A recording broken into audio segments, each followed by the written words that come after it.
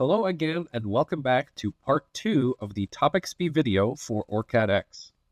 My name is Adam, and in this video, we'll look at how to actually analyze the signals which we have extracted from our OrCAD X layout. Simply clicking on this, we can see the model name, as well as the signal name, and if we were to make any changes, we can do so through here. You can see in the graphic here, we have a TX, and here in the graphic, we now have an RX. Again, since our connectivity checker is still open, we can go ahead and click check again, and we are good to go. So once everything passes, again, using the workflow on the left, let's do our next step, which is to set the analysis options.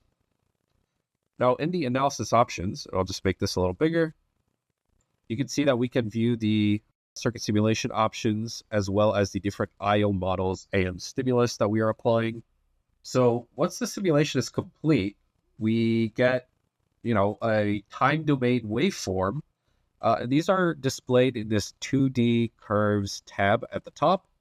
If you need to go back to your topology, you can always go back here, maybe make some adjustments to your analysis options or any of the IBIS models that are assigned in your topology. So that's about it. If you are looking to simulate and extract a topology, the Topology Workbench has all the tools that you would need to do that. Hopefully you guys enjoyed this video. And if you have any questions or comments, please leave them below and we'll try to get back to you as soon as possible. If you have any recommendations for what you would like to see in a future video, please let us know as well. And again, thank you for watching, and I will see you in the next video.